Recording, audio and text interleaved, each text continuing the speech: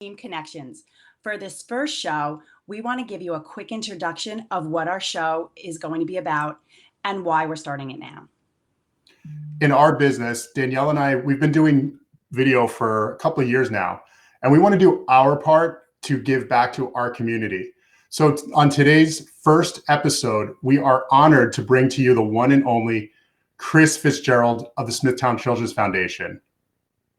But first, JD and I will be discussing more time with family and the technology to stay connected, the Keil Nursery flower delivery in St. James, and board games. Yes. So as far as family time goes, one of the things that Danielle, you and I have been talking about is silver lining, I guess, in this time of uncertainty and, being home with our families a lot more is we're going out on walks together, practicing our social distancing. But like even when we've gone on family vacations, we haven't had the kind of time to connect that like we do now. And that to me feels like it's been a benefit. I agree. I mean, just going out and seeing all the neighbors and the dogs, keeping their social distancing, but even our parents going for walks together and sending pictures from the park that they live nearby. It's really sweet. Yeah. So, and then the other thing is not everybody has been home together with family. There have been people who are forced, unfortunately, into isolation on their own. But I mean, what an era we live in, right? With Facebook, Zoom, Facebook. We even have a Zillow show. So Virginia's mom that lives in upstate New York every day, she lives by herself. We've been videoing with her in the kitchen while she's making dinner, while we're making dinner. It's been nice. That has been nice. And what's so cool too is hearing from like our cousin on the other side of the world in Australia. She's been reaching out through Facebook Messenger, friends from California. It's, that part has been a silver lining for sure. Right. So if you're feeling isolated, reach out, don't wait. But in the meantime, the next story I wanted to get to is something that just happened yesterday, which I'm over the moon about. So unfortunately, everybody's business is, in limbo right now.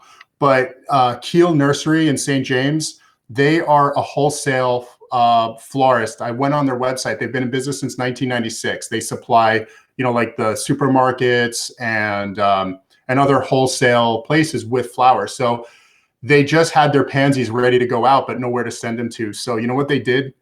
They put them on their box truck, their big box truck, and they've been driving around the community, of St. James, and leaving them in front of people's houses as a gift to bring joy. And I just got mine today. I got to admit, yesterday I had a little bit of FOMO because I saw other people in St. James getting them. I'm like, oh, I hope I get one just because it just brings happiness. So today, if the rain holds out, I look forward to planting them. But I wanted to give a shout out. Yeah, right. And there's my dog Cyrus with our pansies.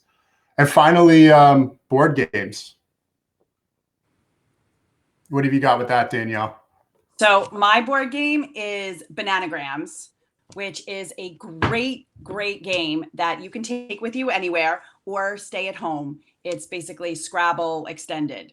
So freeform Scrabble. It's a wonderful game. We've taken it to Nicaragua and on family trips, and now we get to staycate with it. Right. It's always been a good, go-to game on the go because it's got the small pieces and stuff. And isn't it funny though how board games like have, almost making like a sudden comeback, right? Yes. I mean, we've, occasionally in our family, we've liked Monopoly and Risk, but the one I want to share with you is this one, Exploding Kittens. If you guys could get that on Amazon, I was looking actually for a local toy store that maybe we could get it from, but unfortunately, it looks like for this right now, it's only Amazon. But when it first came in the mail, it was Virginia that got it. And I didn't know what to make of this. I was like, but it's really simple. It's got some straightforward cards. You just, and all the directions of the game, you follow it through and learn it in 5 seconds. But I get exploded. But the laughter that it brings, the kids love it. But my one piece of advice is don't overkill it. Don't play it till you don't want to play it anymore, because it's really fun, and you could get bored of it. That's my only fear. Yeah. All right. So that's the first segment for today. The next thing we want to get to is Chris Fitzgerald, who's been waiting for us, and we're happy to introduce her as our first guest on Lenard Team Connections. Chris, we're grateful to have you. Great to be here, guys. Thanks for inviting me. First thing I want to say is thank you for getting me out of my pajamas today and putting on makeup, but thanks for that. But you look great. Thank you. You look great. We all look great. But we all feel great. We all did it. We all got ourselves put together today. I even did a little shaving. So, all right. So Chris, let's jump right into it. For the people who don't know, tell everyone who you are, what your role is, and how your day-to-day has changed in our current situation. So I am one of the founders of the Smithtown Children's Foundation. We began in 2008 to help a neighbor's daughter who was very sick, and with the other two ladies who were helping to raise funds for the family, we decided to start the Smithtown Children's Foundation. It wasn't intended, it just was organic, and it was great. And here we are in 2020, and we're still around, still trying to help our community. We've made some changes to what we do and how we do it. We've expanded quite a bit, so we can get into that. But how have things changed? Sadly, like everyone else, things have really come to a standstill. But this virtual world makes it easier for people to connect, obviously, and to get our message across to people. And we want to come out of the other side of this with the ability to still help local families in crisis. And unfortunately, I fear we will have more of them after this with job losses, et cetera. So that's where we're really trying to make a difference. And we're going to have to get creative. We're talking to a friend of ours who does online auctions. So we're going to see if we can do something like that. Of course, everyone is very afraid right now. So we don't want to, we didn't want to be aggressive in how much we pushed out, that we still have needs. There are still people we still have applications of people who want to help. So. Right. It's a challenge. And when we thought who could be the first person we interviewed for the show, I mean, it pretty immediately came to mind. An agreement was between Danielle and I was you and this foundation, because it's been such an important part of our community for so long. There are two things that we believe. There are people that are going to want to help, and there's people that, unfortunately, more people, like you said, that may need help. So in bringing people together, that's why we're happy to have you today. Great. So Chris, what are some of the resources that you can provide for Smithtown families? Yeah. So what we have done over the years is basically said, if someone is in a crisis financially or medically, which usually ends up being financially at that point, we want to be a resource. We want to, help you pay bills, help you breathe a little easier to get through. We've all been volunteers, so it's all been donations and local support. We've sent kids to camp. We actually bought 2 cars for an emancipated minor and a woman who was forced into a shelter with her children. We paid for a part of a surgery for someone with very severe a disease. It was non-FDA approved, and we said, let's get this, let's help him get the surgery he needs, and he's paying it forward now himself. We helped a boy get his a boy who with disabilities get a guide dog, a therapy dog. So, we have scholarships in the school district. We try to grant little wishes for kids, especially kids who are sick.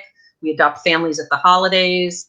We're a resource for the social workers. I mean, the first thing we thought of when they were closing the schools is, I hope the school district is coming up with a plan to feed these kids who are on the reduced and free lunch program. And after speaking to the superintendent, they were on it. So then we started thinking, well, what about the other people who maybe aren't on that program? So, so that's who, and we really, I feel like we provide emotional support. Sometimes people just call and they go, you know what, you paid my rent for a month, and thank you, because emotionally I can breathe now. I can try and get ahead of the curve. That's amazing. We're here with one of the founders of Smithtown Children's Foundation, Chris Fitzgerald. If you're watching this on Facebook and have a question for Chris, put it in the comments and we'll answer them at the end if we have enough time. Great. So Chris, you just explained all the things you do for our families in the greater Smithtown community. What can residents do right now to support the foundation? Well, and I should also say, when I said before we've expanded, we have a chapter in Hauppauge. We have a chapter that adopts kids at Stony Brook Children's Hospital at the holidays. We have a chapter who is a wish granting chapter. We have a chapter geared specifically for families dealing with a childhood cancer diagnosis. And we have a chapter our most recent chapter is called Anthony's Hope, and that's to assist families dealing with mental illness, suicide prevention and awareness, and drug addiction. So I feel like we're starting to really run the gamut of covering many, being able to help more. So what can people do right now? Well, like I said, we have to get creative. We're trying to do an online auction, setting that up. But in the meantime, our website is up. People can donate right online if they want. They can always mail a check to our P.O. box, which is also on the website. For people working and in good jobs with corporate matching, your $100 donation can be $200. So think about things like that. We also, when this first hit and I was stuck in the house, people like me and you guys who have a personality, we have to do something. I can't just sit here. The first thing I did is I created 2 Facebook groups. One is called Smithtown Strong SCF, and I invited local businesses and restaurateurs. Please post what you're doing, what you're offering. If you've got takeout, if you're giving a discount, if you're providing free food for first responders and healthcare professionals, if you're an online business, that's another thing. People with online businesses, we have a woman who sells a nail product doing a fundraiser for us online right now. And we also, I'm going to hang up with you and talk to a lady who does Pampered Chef, and she actually does online cooking classes. So while we're all stuck in the house, maybe we want to learn how to cook. Yes. Yeah. We have all these provisions. It's almost like, well, now what do I do? Right. Yeah. Now I'm like, oh God, I have to cook now. Maybe we stock up. That's why that takeout is so great. The other thing is, before this happened, we had a Billy Joel raffle, and it was for the May 2nd Billy Joel show at the Garden. And that show's been moved to November. So for people who did buy raffles for that, it will be the November show, and that is still available. We haven't pulled the raffle yet. We decided to extend it, given, with what's going on, we had to cancel our casino night, and I don't know what Mike's Hike is going to look like on May 30th and our June 11th golf outing. So, so these are all things to consider, and I know everyone's dollar is stretched, but we're here to help too. Great. So, Chris, thanks for coming on today. So far, what you've shared with us is that you're here. I mean, you don't really focus on one thing. It's actually, if I'm not mistaken, it's actually almost gone beyond just children right now. It's just people in our community that are in need. And if you can help them, you will. And something else I know about you, when you can't help somebody for whatever reason, you find other resources to tap into so that they can take advantage of that. In other words, you try to leave nobody in the community behind. And that's been really, really wonderful for us to follow and be a part of as much as we can. In fact, when things go back to normal, the thing that you said that interests me right now, Chris, is adopting kids at Stony Brook Hospital. Count me in. I want to be a part of that. Okay. Excellent. All right. Excellent. So anyway, if we have a minute, I don't know if we have any questions. It doesn't look like we have any questions now, but this will still be up long after it's live as people come in and they ask questions or they want to know how they can help or have comments. We'll be in there, Danielle and I, to answer however we can. And we want to thank you for joining us, Chris. Thank you. Yeah. Thank you so much. And again, the best place to reach you is? They can shoot me an email. They can get me on Facebook. They can get the Smithtown Children's Foundation messages I see. My email, fitzybbcf@optonline.net. And I know I said that fast, but you can find me right on the website. And you can absolutely reach out to us because we know how to reach Chris. And the other thing, guys, is on this Facebook group that's been really amazing is that people are sharing what they're doing, how they're supporting. We had Husk and Vine closed their doors to business and actually cook for people in the community that were in need, which I tried to send them as many as I could last weekend. I think they're gearing up for this weekend as well. People are making masks and asking, how do you make them? Where can I get elastic? You know, is fabric okay? And I know hospitals have certain protocols, but and so they might not be able to take them, but I think there are home health aides and nursing homes and places that will take. So everybody's trying. Also, Red Cross is asking for blood donations. And lastly, I just spoke to Stony Brook's Child Life staff, and I just did a Facebook post.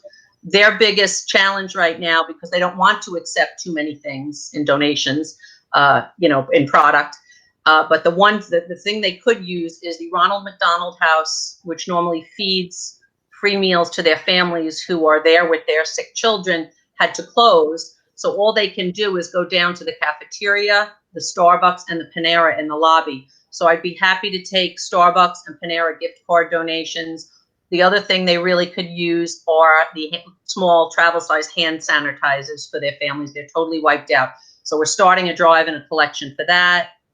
Well, and that was one of the things that we had discussed as well, because maybe some of the companies, we could reach out to some of our home inspectors. Different companies have them as giveaways. So if they have a stockpile, you're one of those companies that have a stockpile, a giveaway hand sanitizer. If you could reach out and help donate, that would be amazing. Yes, and there's actually a Riverhead distillery making the hand sanitizer now. So I know there's a local resource to get them. And we have a few actually from the foundation that I'm going to go get a hold of so that I can give that to Stony Brook Children's Hospital as well. Outstanding. Okay, Chris, reach out to us directly after this if you need our hand. We're ready to get involved as well. And thanks again for joining us on the Lenard Team Connect. We look forward to connecting with more people like Chris who are spreading positive messages in the community. Stay healthy and see you next time. And stay home.